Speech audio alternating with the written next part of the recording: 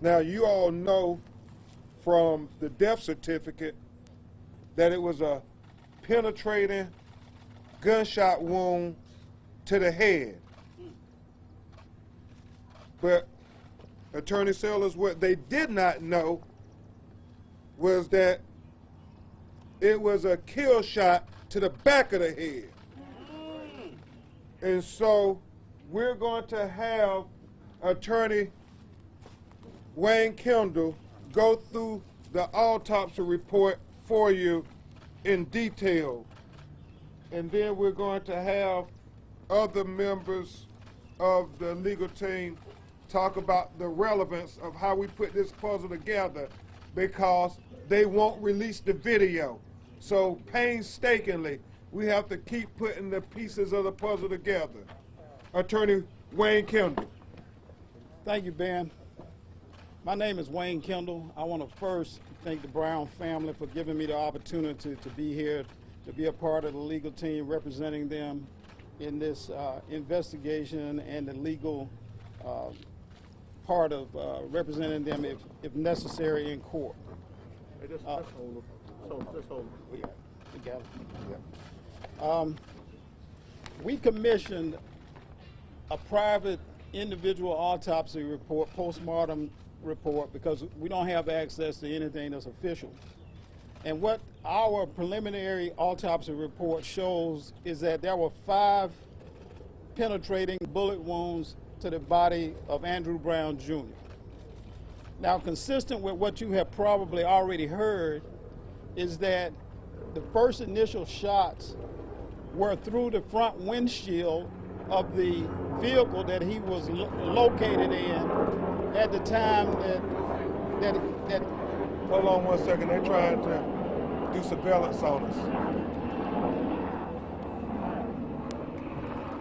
What you probably heard already, and you heard yesterday when Ms. Lassiter gave her recitation of what she saw on the video yesterday, was that Mr. Brown had his arms up on the steering wheel of the vehicle that he was then located in. And what happened was that there were 4 bullet wounds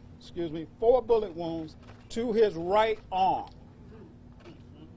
These bullet wounds, according to the autopsy, were more or less glancing shots. They were not fatal shots.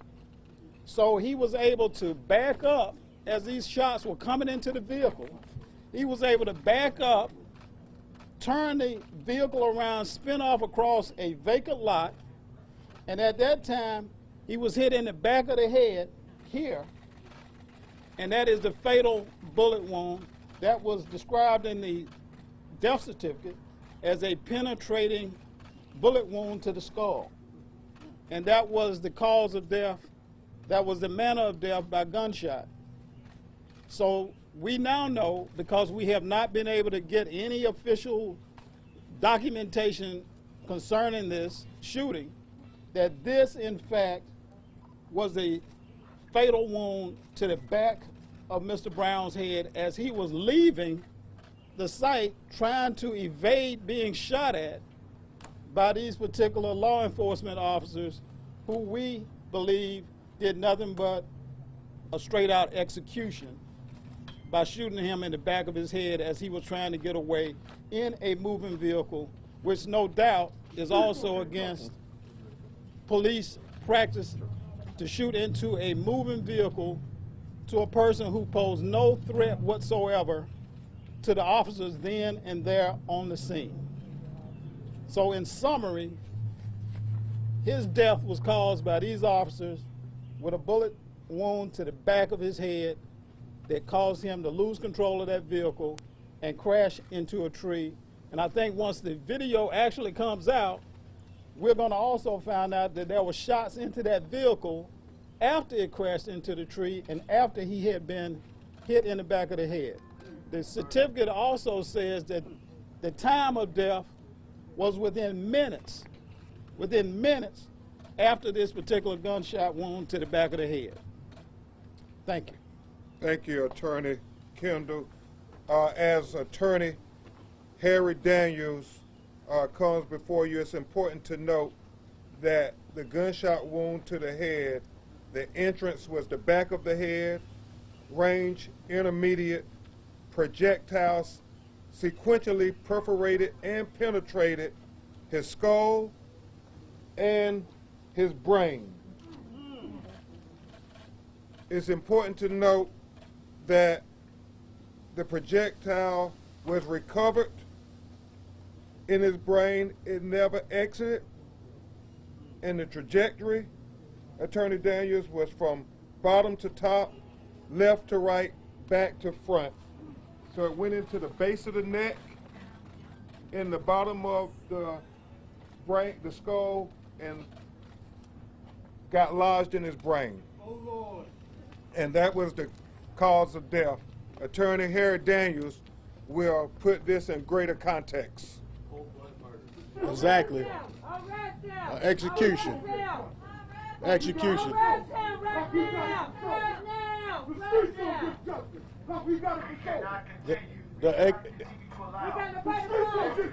go. Give us a minute. Wait a minute. The streets gonna get justice, bro. You better remember that, Negro. The streets gonna get justice. You ain't nothing. Execution. That's what took place. That's what Attorney Wayne Kendall that's described. He went over the medical points of it, but that's exactly what that's described. Overkill, execution. The law enforcement in this country cannot be judge, jury, and executioner. Andrew did not get his due process. He was innocent. I don't care what the warrant, what the search warrant, he was innocent. He maintained the presumptions of innocent. So far as I'm concerned, that innocent man was killed by law enforcement. Overkill, unjustified shooting. Shot this man while he had his hands on the steering wheel. He wasn't fleeing. He wasn't fleeing. Let's get that word going. He wasn't fleeing. He was trying to run because he was scared of his life. He was scared for his life. And anybody here, if you get shot at, hold on, brother. If you get shot at, and you're gonna run. That's bottom line. Second nature. Fight or flight, you're gonna run. He left, trying to save his life, and they continued to shoot and put a bullet in back of his head, in the back of his head. A black man, unarmed, bullet in back of his head for no reason whatsoever. This was an innocent man. I don't care what, you can put out whatever you want to put out. You can try to assassinate his character, but you need to talk about the assassination of him and who committed the assassination. That's right. That's right. All right, I'm gonna pass on Bakari Sellers, Coach. Attorney Sellers.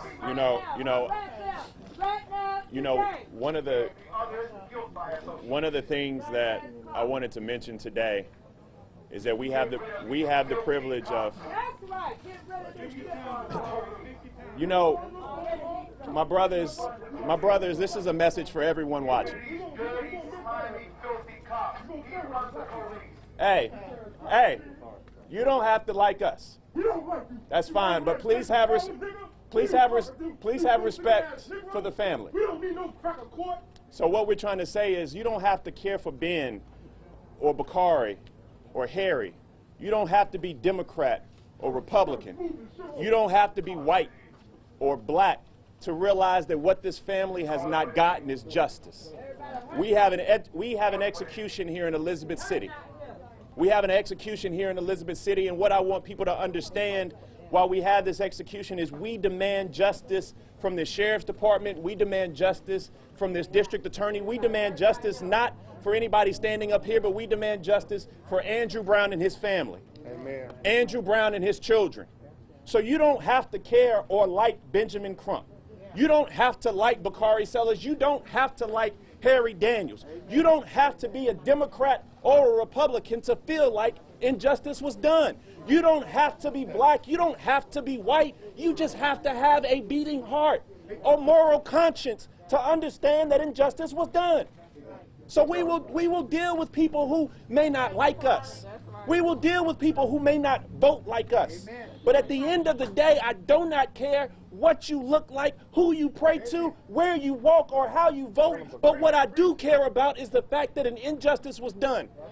Now, y'all done got me carried away. I know that people said that, you know, I switched accents. But my daddy in Denmark, South Carolina, my daddy would always say, you never argue with a fool because you don't know who's watching. Amen. And they can't tell the difference. All right. Bless your heart, Corey. But I'm saying today, for everybody, we on the same side and we want justice. Amen. We actually had a conversation. We stand together. We got Khalil. We got his brother on FaceTime right here. We got Khalil's mama right here. We have the mother of the family. We have 5 kids, and I don't care how you vote. I don't care if you're black or white. I don't care if you don't like me. But have a moral conscience for the injustice that's going on. The media has to gain control and say, we demand some transparency and some action from this body. Yep. We don't know what the video is going to show because they ain't shown us nothing. Yep. And we also have bad laws in the state of North Carolina. And everybody should be held accountable for the fact that in Columbus, Ohio, the video came out in a few hours. And you hear that pain? You hear the pain of the young lady in the back? That pain is all throughout the community.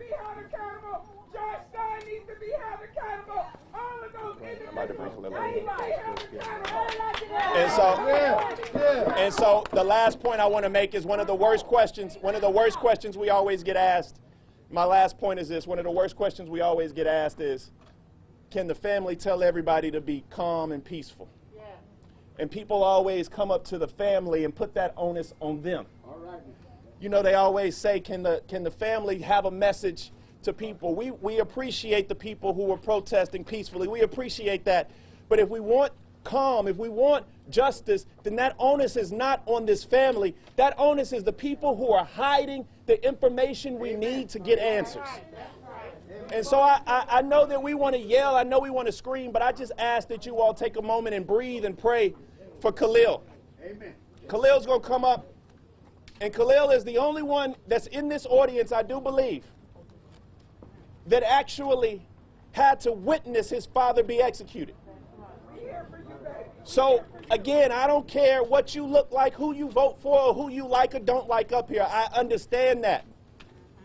But let's lift this young brother up because he's witnessed something and he's now a part of a fraternity that none of us want to be a part of. Amen. Khalil. Touch him. Give him strength.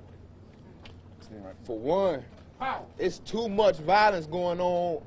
That's not the key. Because that's just going to make everything worse. It's too much going on already with us black folks doing it to each other.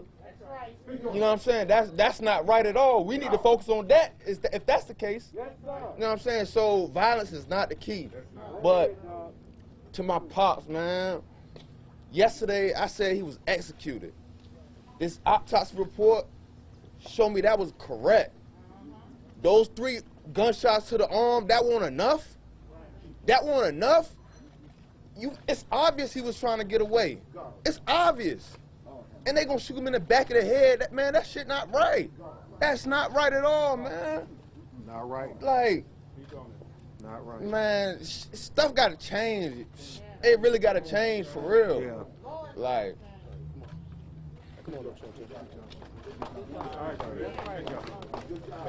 It was actually 4 gunshots to the arm, and they kept shooting. Now we're going to hear from Attorney Chantrell Lassiter.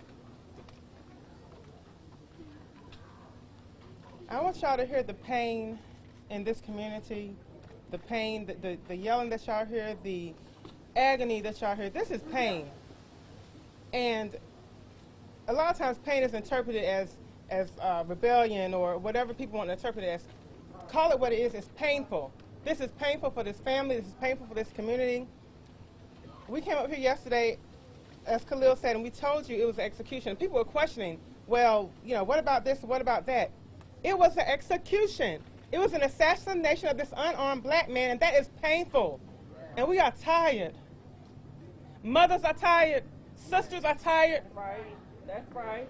Don't forget about fathers. Fathers are tired. That's right. Communities are tired. Grandparents, uncles, aunts, cousins, friends, people that you call your family is tired. Y'all have to hear that pain. Y'all don't tune it out. Because people are yelling and it's not traditional or it's not conforming to the norm. It is pain. You have to hear that. And justice will be served. Justice will be served. Amen. Thank you. Miss Gwen Carr, Miss Tanika Cox, two members of a fraternity that nobody wants to be a part of.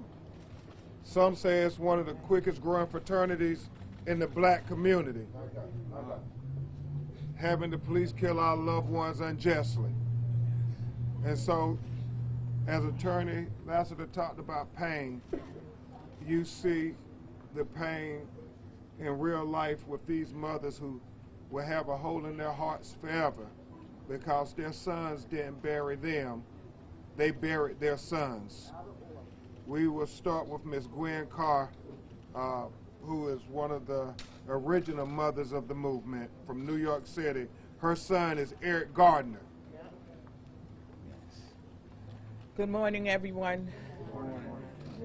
Here I stand again in solidarity with this family who has joined a fraternity, a club that no one wants to be a part of.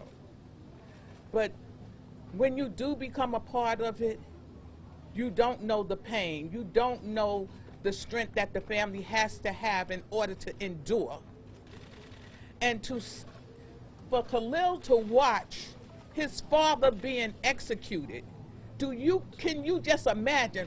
Put yourself, don't only have sympathy, have empathy. Put yourself in that position. What would you do if you saw your child, your mother, your father, whomever being executed? An unarmed person being executed. They came here for that purpose. They never intended, in my opinion, they never intended to take him alive. Tell them, Gwen. They came with the intention. They had their own agenda when they came to that car. And that's not right. This is what they do in the black and brown communities. They come to us, they brutalize, they terrorize, they kill, and then it's swept under the rug. But we have to come together as communities to stop this. We can't keep going through this.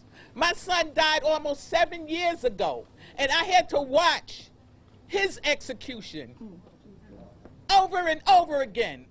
I never watched the tape in its entirety because I couldn't.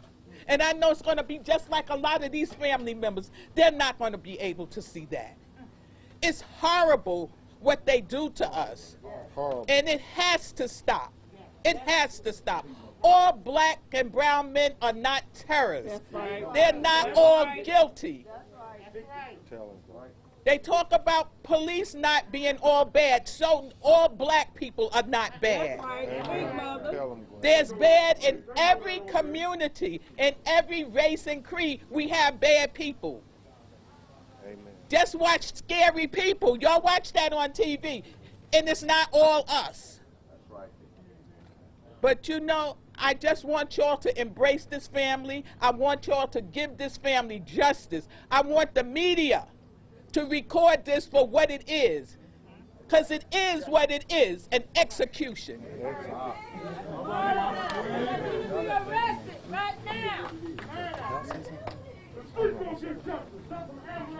And no, here you go, sweetheart.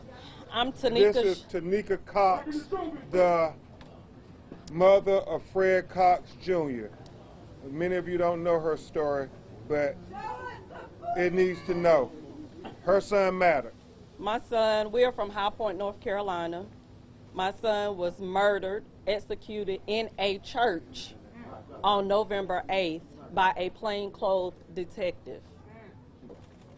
The pain is unbearable. It's undescribable.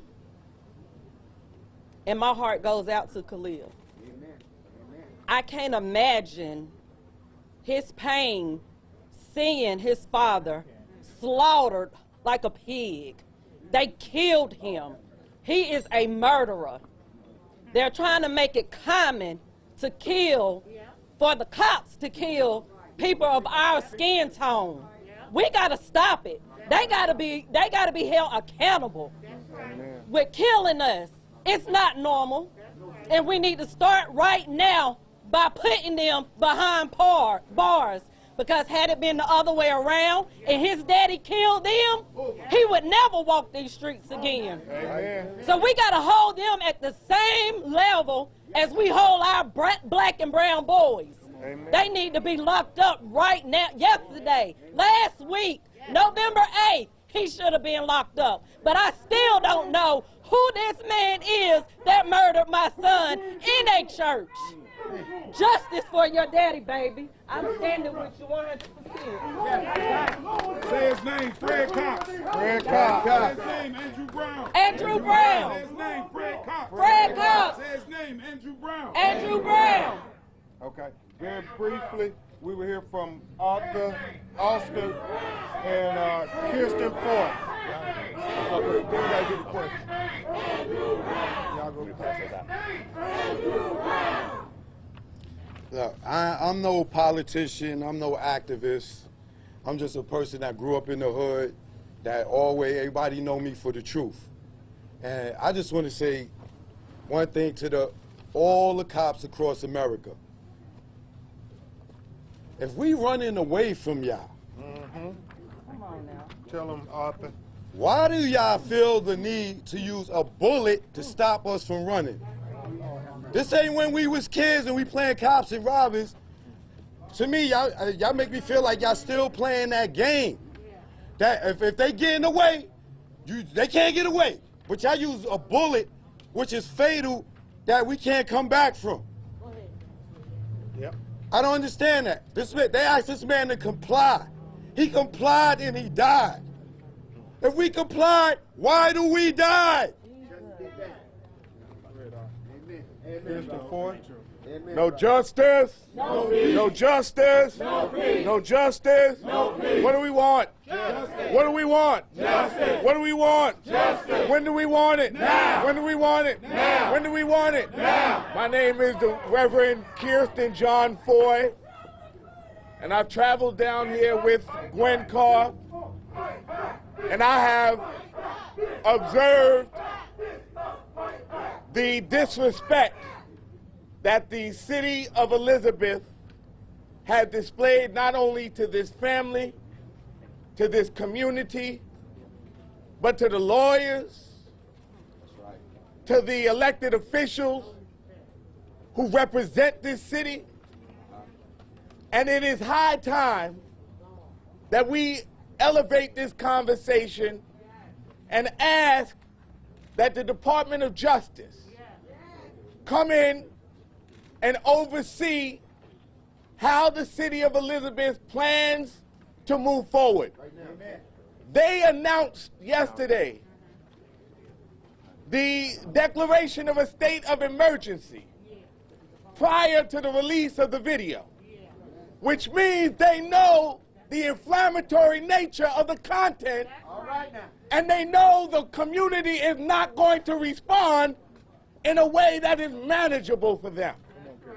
So what that means is that the city of Elizabeth City is going to continue in the vein of disrespect of this family and this community and cannot be trusted with the oversight and the security of the city, the protesters, the family, and this community. The Justice Department needs to come in and oversee this right now. Amen. Say no more. Show the video. Say no more. Show the video. Say no more. Show the video.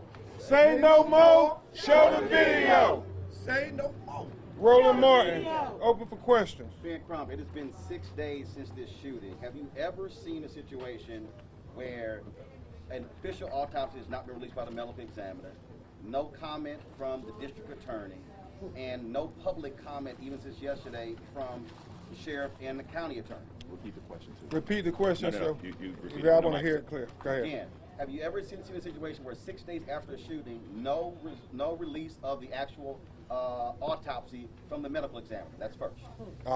We have not gotten any preliminary autopsy or anything from the medical examiner at this point. District Attorney, have y'all had any contact with the DA? Has the DA said anything to the attorneys or the family about an investigation?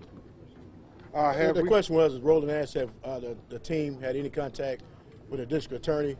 I've spoken with the district attorney, I believe it was on Thursday. Chantel, was it Thursday? Spoke with the district attorney on Thursday, myself with some community leaders, as well as Chantel and I. One thing we was promised was transparency from his office, and that the video, if shown to the family, that it would not be, it would be the raw video, no redaction, anything. Obviously, that didn't happen. As of any further communication, we haven't heard from the district attorney since. So do you know if the DA's actually launched an investigation? No, we do not. He hasn't given any indication that they have any investigation whatsoever. The SBI is leading investigation. The DA was doing the prosecution. Can you comment on the North Carolina law that requires the judge to sign off on the release of the footage? He asked, what's your name? Manuel Bojorquez, CBS. Manuel from CBS asked to comment on the law in North Carolina. And I want people to focus on this, because as we try to change this system that leads to the black blood that flows in the streets of this country, we have to understand that we need to focus on the halls of the State House and the halls of Congress, because in North Carolina they have a bad law. But what I can also tell you is if Andrew Brown did something to justify his shooting, then they would have gotten that approval from a judge last Wednesday night or Thursday morning. If he attempted to hit them, shot at them, anything, which we know didn't happen, they would have gotten that approval early. This law makes absolutely no sense whatsoever. And let me tell you why I am lasering in on this. Let me tell you why. Let me try. She's right though. She's right though. Let me try to be clear. I want to be extremely clear. That's why, to protect law enforcement and black bodies, we need to make sure that you can see these videos in 48 hours. Yeah. And that would be the policy that we have to advocate. It's not enough to just get justice for this family, because we know they keep killing us and keep making hashtags. We need to have transparency. We need to have it where the video is released immediately, kind of like in the Chauvin case. We saw Minneapolis do things that needed to be done. Now it seems like in Elizabeth City, we're starting to retreat. So where are you right now? Based on the information that you have from this autopsy, can you analyze, with the car backing up and leaving, with the direction of the shots in the right arm, what actually happened? The officers approached from the right side as the car was backing up, the shots were fired. Explain to us, based on the information you have, how this unfolded. The question was, based on the autopsy and what was shown on the video, the limited footage on the video, the consistency, very consistent. Ms. Lassiter, very consistent what Ms. Lassiter stated, what she saw, that they believed the officers were already shooting at Mr. Brown. That's consistent with the shots of the shots in the arm, and also consistent with the shot in the back of the head that Mr. Brown backed up, was leaving, and a shot in the back of the head. Very consistent. No inconsistency with the report and what we saw in the video. It substantiates it. Yeah, but would the officers be approaching from the passenger side if his right arm was hit? Ms. Lassiter can take. I'm going to repeat it. They were approaching from every direction, from the side, from the front, from the other side. So all the guns were drawn. You heard multiple shots. So even watching the video, I can tell you what gun shot what, but there was multiple shots, multiple weapons, multiple officers. And they had these AR, these assault rifles that they're firing with. Attorney, one second. I wanted to know, is there a sense that the car was in motion before shots were fired? No, we have no inclination that the car was in motion at all before shots were fired. And remember, the video started, there were already shots being fired. So big where Chantel was, because for those of us that have gone and walked through it, you can see the tire marks, you can see the bullets in the neighbor's house, which is downrange of where he was trying to get away. Is it your team's belief then that they intentionally withheld showing you the shot, the frames, the video that would have been the possible fatal gunshot wound, because he would have been trying to leave across the vacant parking lot. You asked a question about intentionality. Nobody up here, and I know that I don't know where Wayne is, but Wayne has been practicing law longer than us all, has seen an edited video. So yes, law enforcement intentionally edited the video to 20 seconds. 20 seconds. And intentionally blurred out the office and guns, and showed us what they wanted to show us under the guise of it being pertinent. I do want you to know, to be extremely clear, the law does not require a judge's order to show the family the entire video. Yeah. The law does not require a judge's order to show the family the entire video. That was a discretionary decision made by the county to show them 20 seconds under the auspices of it being pertinent to them. And we have to remember, if the roles were reversed and it showed Andrew Brown Jr. doing something wrong, you all would have got that video immediately. It's only when the police do something wrong that they don't show us the video. Who has the authority to make them release the video footage? All these people right here. So the question was asked, who has the authority to make them release the video? And this is when I want to be extremely clear again, that the family just wants justice and transparency and accountability. But we can't do this by ourselves. It takes more than us to do this, and that's why it requires everybody watching, whether or not you like Andrew Brown or loved Andrew Brown or not, you know, that doesn't matter. But everybody should be on the same side of justice and accountability. Yeah. I want to answer this gentleman's question about the truncation of the video. If you know anything at all about police community encounters, you know that the most important part is the initiation of the encounter. Correct. What happened at the initiation of the encounter? As Ms. Lassiter told you yesterday, the video only showed a part of the encounter, and at the time the video started, they were already shooting into the vehicle. So we never got to see the initiation of the encounter. That is, whether or not there were commands made, whether or not those commands were complied with, we don't know. We don't know. We can only guess as to what happened in those seconds before the video started that we saw. And the sheriff said it was only 30 seconds, but we only saw 20 seconds. One more question. The first 10, we don't know. Do we know what caliber one more question. We do not have that information yet because the bullet was removed from his head by the time it got to our independent medical examiner that was retained by the family. You have the information that 5 bullets total hit him. Do you have information as to how many total shots were fired? We have no idea. No idea, but the video, based on what Ms. Lassiter and Khalil heard, there were dozens of bullets fired. If the tape was tampered with, can charges be brought forward to anyone? Somebody else with a question up in the back. What's going on with those deputies right now in your mind?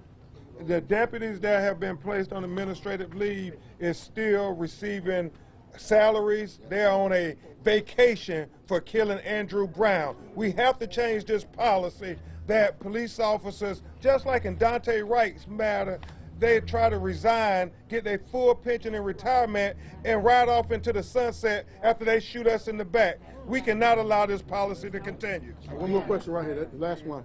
I know you described in great detail allowed to see the video and release these autopsy findings.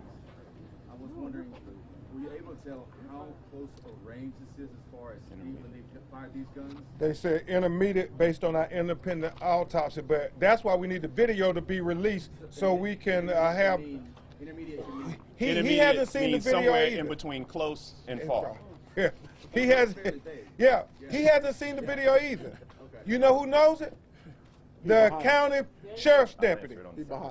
All right. Thank you so much. Thank y'all so much. One last question. The video was tampered with. Will charges be brought forth towards Elizabeth City Police Department? We gonna hope so. We don't know. We want full accountability. The answer is we hope so. Don't say no more. Show the video. Don't say no more. Show the video. Don't say no more. Show the video. Thank y'all. Thank y'all. We just want right now, if the video has been tampered with, since they say you have been tampered with, the charges will be brought against you.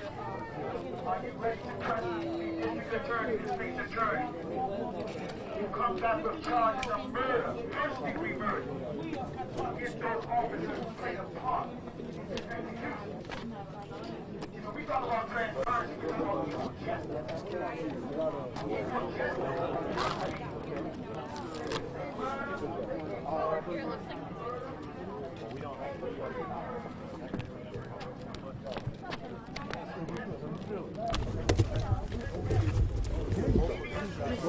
Multiple gunshots struck Mr. Brown. We don't know how many was actually shot, but we know 5 struck him, and we know the fatal shot was in the back of his head of his runaway.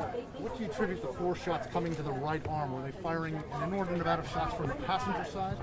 Based on the video that they were shooting while in front of him initially when they engaged Mr. Brown. Like we stated before, Mr. Lasser, that he was trying to get away, which is consistent. Those shots was only grazing. Tried to get away. Was just trying to get away. They continued to shoot him, which is a fatal shot hit him in the back of the head, which caused him to strike the tree. Was the car moving at all while they were shooting at him? Well, I didn't see the video. This car was moving, but I'm assuming the car was moving because it struck the tree pretty hard. But while they were shooting, was it moving? Yes. Okay. Do you have information as to how many total shots were fired at them? No information. We have some witnesses saying they shared about 14 shots. There was multiple officers there. I know. I was told that 3 officers were doing the shooting. So it was indication that one officer might possibly reloaded during that time to continue shooting. That's information we're having from Ms. Lasser, what she saw in the video. One officer, just to clarify. And it was blurred out.